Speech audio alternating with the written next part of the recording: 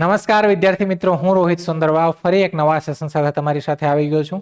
અને આ સેશનમાં આપણે એક જુનિયર ક્લર્ક કમ ટાઈપિસ્ટ એવી એક પોસ્ટ છે જેની ભરતી એનટીપીસી દ્વારા જ થાય છે રેલવેમાં, અને 12 પાસ ઉપર આ પોસ્ટ છે. અને આ પોસ્ટ છે ને એ સિનિયર ક્લર્ક નામની પોસ્ટ છે, એ ગ્રેજ્યુએશન ઉપર છે. જુનિયર ક્લર્કની 12 પાસ ઉપર છે. આ રેલવેમાં કહેવાય ને કે સારામાં સારી પોસ્ટ છે. તમે સ્ટેશન માસ્ટર કરતા પણ સારી પોસ્ટ કહેવાય આને. કેમ કે આનો ફિક્સ ટાઈમ હોય, તમે પ્રમોશનથી ક્યાં ના ક્યાં પહોંચી શકો, લેવલ 8 સુધી તમે પહોંચી શકો. આ પોસ્ટ ઉપર લાગો નતો, પેલું કહેવાય ને કે આને રેલવેના વસૂલીભાઈ જેવું કહેવાય. તો આ પોસ્ટ બહુ સારી છે. પેલી નાની પોસ્ટ છોટા પેકેટ બડા ધમાકા એના જેવું છે. તો આ એકદમ સારી પોસ્ટ છે અને તમે આગળ જતા પ્રમોશનથી પણ તમે આગળ ક્યાંય ને ક્યાંય પહોંચી શકો. એટલે એના માટે આ જે પોસ્ટ છે એના વિશે આપણે આ સેશનમાં માહિતી હું તમારા માટે લઈને આવ્યો છું કે સાહેબ આમાં પગાર શું હોય, કામ શું હોય. તો એ બધા તમારા પ્રશ્નોનું નિરાકરણ આપણે આ સેશનમાં છે. ઠીક છે, તો ટાઈમ આપણે વધારે બગાડશું નહીં, ફટાફટ ચાલુ કરીએ. તો આમાં તો કે આ જુનિયર ક્લાર્ક કમ ટાઈપિસ્ટ છે એ શું છે સાહેબ? આ શું છે જુનિયર ક્લાર્ક કમ ટાઈપિસ્ટ? મેં પોસ્ટ તો વાંચી, 12 પાસ ઉપર બતાવે છે, પણ શું છે? તો કે આ પદનું સ્વરૂપ આપણે વાત કરીએ તો કે ભારતીય રેલવેમાં ક્લેરિકલ લેવલની આ પોસ્ટ છે, જે વહીવટી શાખા એડમિનિસ્ટ્રેટિવ શાખામાં કામ કરે. આનું કામ શું હોય તો કે ભાઈ ક્લર્ક લેવલની, એટલે આનું ડેટા એન્ટ્રી લેવલનું આનું કામ હોય. હવે આનું તો કે આ ભરતી ક્યાં થાય તો કે રેલવે રિક્રુટમેન્ટ બોર્ડ, આપણે ખબર છે કે એનટીપીસીમાં જે 12 પાસ ઉપર ભરતી આવે છે એમાં આ પોસ્ટ છે. આ પોસ્ટનું લેવલ કયું તો કે ભાઈ 7મા પગાર પંચ પ્રમાણે આ જે 7 CPC 8મો પગાર પંચ ક્યારે 1 જાન્યુઆરી 2024 થી આવે, પણ 7મા પગાર પંચ મુજબ આ લેવલ 2 ની પોસ્ટ છે. આ લેવલ 2 પોસ્ટ છે, પણ આના પ્રમોશન સ્કોપ બહુ સારામાં સારા છે. આ પોસ્ટ ઉપર તમે લાગી જાઓ તો તમે થોડાક ટાઈમમાં, રેલવે તો તમને ખબર જ છે કે એક એવું ડિપાર્ટમેન્ટ છે કે જે ફાસ્ટ પ્રમોશન આપે છે અને કોમ્પિટિશન એ પ્રમોશનમાં બહુ ઓછું હોય છે, એટલે તમે ક્યાં ને ક્યાં પહોંચી શકો. બીજું લાયકાત, તો આની મુખ્ય લાયકાત તો કે 12મો પાસ તમે હોય તો આના માટે તમે ક્વોલિફાય છે. જરૂરી ટાઈપિંગ કૌશલ્ય પણ જરૂરી છે, કેમ કે આ ક્લર્ક લેવલ સાથે ટાઈપિસ્ટ પણ લખેલું આવે છે. ટાઈપિંગ લેવલની પોસ્ટ છે.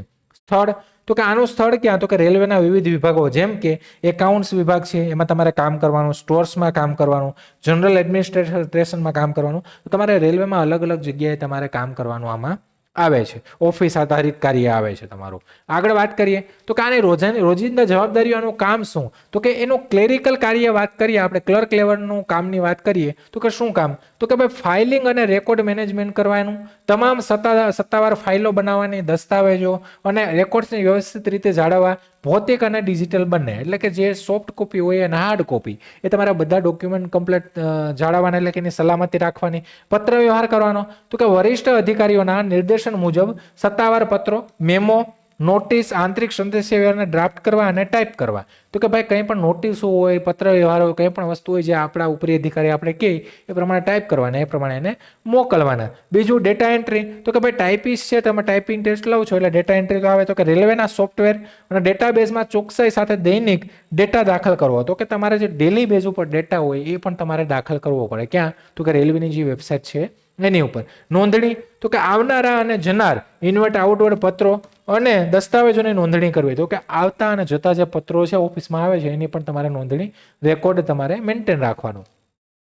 આગળ તો કે રોજિંદી જવાબદારીઓ બીજી, તો કે ટાઈપિંગ અને સપોર્ટમાં શું આવે તમારી જવાબદારીઓ, તો કે ટાઈપિંગમાં આ જો ટાઈપિંગ સ્કિલ ટેસ્ટ આ જરૂરી છે, અને આ તમારી પરીક્ષા જે લેવાય એમાં પણ લેવાય છે કે તમારે ટાઈપિંગ પરીક્ષા પાસ કરવી. આ તમારે ક્વોલિફાઈંગ છે. આમાં અંગ્રેજી ટાઈપિંગમાં તમારી ઓછામાં ઓછી 30 વર્ડ પર મિનિટ, તો કે વર્ડ પર મિનિટ તમારી સ્પીડ હોવી જોઈએ. અને હિન્દી ટાઈપિંગમાં તમારી 25 વર્ડ, એટલે બંનેમાં નહીં, બેમાંથી કોઈ એકમાં. ઠીક છે, બેમાંથી કોઈ એકમાં એટલી તમારે સ્પીડ હોવી જોઈએ.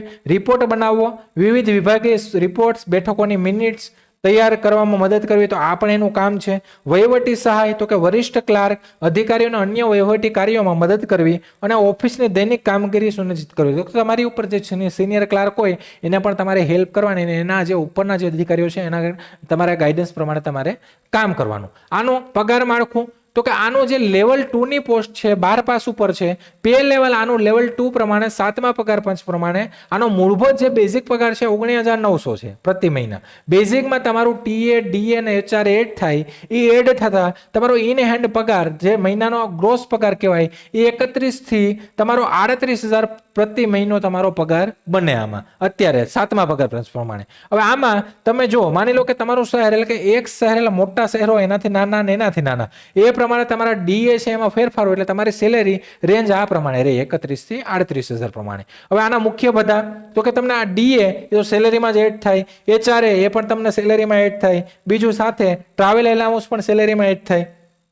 તો આ તમારા આની સાથે તમને એલાઉન્સ મળે. બીજું આમાં આગળ કારકિર્દીમાં પ્રગતિનો માર્ગ એટલે કે પ્રમોશનની વાત કરીએ તો આ પોસ્ટ એવી છે કે તમે પ્રમોશનથી ક્યાં ને ક્યાં પહોંચી શકો. જો તો કે આંતરિક પરીક્ષાઓ અને સિનિયોરિટીના આધારે તમે આમાં પ્રમોશનમાં આગળ વધી શકો. નોર્મલી બધા પરીક્ષા દઈને આગળ વધી જાય. 3 થી 5 વર્ષમાં તમારું પહેલું પ્રમોશન આવી જાય.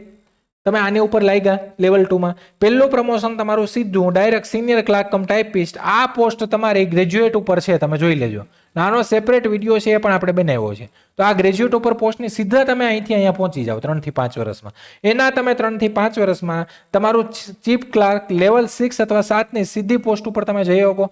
ત્યાંથી તમે 8 અને 9 ની પોસ્ટ એટલે કે જે બી ગ્રુપના જે ઓફિસર છે એપીઓ ડીપીઓ ત્યાં સુધી પણ તમે જઈ શકો. આમાં તો આગળ ઓફિસ સુપ્રિન્ટેન્ડન્ટ ઓએસ, એના પછી તેનાથી પણ ઊંચા વહીવટ પદો એટલે કે તમે લેવલ 8-9 ની પોસ્ટ સુધી પહોંચી શકો. ત્યાં તમે વિચારો કે પગાર કેટલો હશે, એટલે પગાર એ તમારો સારો થઈ શકે. એવા આપણે સપના નથી ભાઈ, પણ આ રિયાલિટી છે.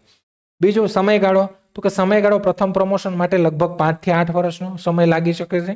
વિભાગ અને પરીક્ષાની ઉપલબ્ધતા મુજબ તો કે જેવી જગ્યાઓ વિભાગમાં રિટાયર થતા હોય, પ્રમોશનની જે સિનેરીઓ પ્રમાણે રેશિયો પ્રમાણે જગ્યા હોય એ પ્રમાણે નોર્મલી 3 થી 5 વર્ષ અથવા 8 વર્ષમાં તમારું પેલું પ્રમોશન આવી જાય. આગળ તો કે નોકરીના ફાયદા શું છે, આના લાભો શું, તો કે જોબ સિક્યુરિટી છે, 100% સરકારી નોકરી હોવાથી ઊંચી સ્થિરતા અને સુરક્ષા. કામનો સમય તો કે મોટા ભાગે આની નિશ્ચિત ઓફિસના કલાકો હોય. આનો 8 કલાકનો સમય હોય. તમારું ડિવિઝનલ ઓફિસ અથવા તમારી ઝોનલ ઓફિસમાં તમારું કામ હોય, તમારે 5 દી જ નોકરી હોય, સોમથી શુક્ર સુધી, શનિ રવિ રજા હોય. અથવા તમારે ડેલી બેઝ પર જાઓ તો 10 થી 6 તમારું 8 કલાકની જ નોકરી હોય. તબીબી સુવિધાઓ તો કે તમે આમાં રેલવેના અલગથી હોસ્પિટલો છે, એની સાથે પ્રાઇવેટમાં તમને મેડિક્લેમ મળે. તમને અથવા તમારા જે ડિપેન્ડન્ટ છે, તમારા મમ્મી પપ્પા છે, બધાને તમારી મેડિકલ સુવિધાઓ મળે. સાથે પ્રવાસ લાભ તો કે આમાં 3 ટાયર એસીના પાસ મળે, 2 ટાયર ના મળે, તમને પાસ મળે. તમારી ફેમિલીને મફતમાં તમને પ્રવાસ તમે કરાવી શકો. સાથે નિવૃત્ત લાભ તો કે પેન્શન સિસ્ટમ એનપીએસ હેઠળ તમને નિવૃત્તિ પછીના પણ તમને લાભ મળે. ઠીક છે. આગળ પરીક્ષા પદ્ધતિ તો સાહેબ હવે આ બધું તો કેમ આમાં જવું હોય તો આપણે ખબર છે કે પેલા એનટીપીસીની જે પરીક્ષા હમણાં ફોર્મ ફિલિંગ થશે, આના એનટીપીસીના જે ફોર્મ ફિલિંગ છે આમાં તમારે પેલા CBT 1 આપવાની. આ 100 માર્કની પરીક્ષા છે. આ તમે પાસ કરી મેરિટમાં આવો એટલે આ બીજી પરીક્ષામાં તમે ક્વોલિફાય થાવ. આ 120 માર્કની પરીક્ષા છે. આમાં તમે મેરિટમાં આવો એટલે તમને ટાઈપિંગ ટેસ્ટ માટે બોલાવવામાં આવે. ટાઈપિંગ ટેસ્ટ માટે ટાઈપિંગ ટેસ્ટ તમે આપી દો એટલે પછી ટાઈપિંગ ટેસ્ટ આપો તમે, ઓકે, એટલે તમે ટાઈપિંગ ટેસ્ટમાં ક્વોલિફાય થઈ જાઓ એટલે તમારું મેડિકલ થાય.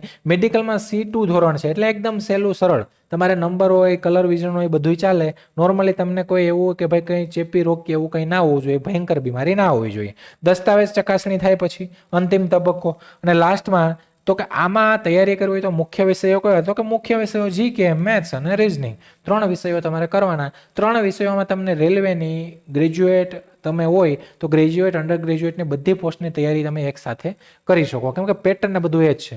ને એ તૈયારી માટે જ અમે એટલે કે લક્ષ્યમ એકેડેમી આપના માટે એકદમ અફોર્ડેબલ પ્રાઇસમાં આ બેન્ચ લાવ્યું છે. એનટીપીસી આવનારી એનટીપીસી માટે 699 રૂપિયામાં તમારી આ બેન્ચ. અને તમે ગ્રુપ ડી ની તૈયારી કરતા હોય, ગ્રુપ ડી થી પણ સ્ટેશન માસ્ટર બન્યા છો, ઘણા એવા રેફરન્સ છે મારી પાસે.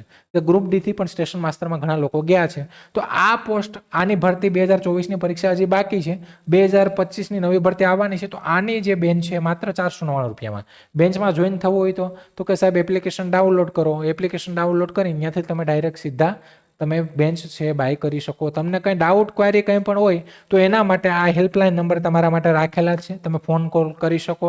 તમને કંઈ પણ તમારા મનમાં મૂંઝવણ હોય તો તમે અહીંયા કહી શકો છો. ઠીક છે. તો આશા રાખું કે તમને માહિતી મળી ગઈ હશે. ફરી કોઈ નવા સેશન સાથે મળશું. ત્યાં સુધી રજા લઉં છું. જય હિન્દ, જય ભારત.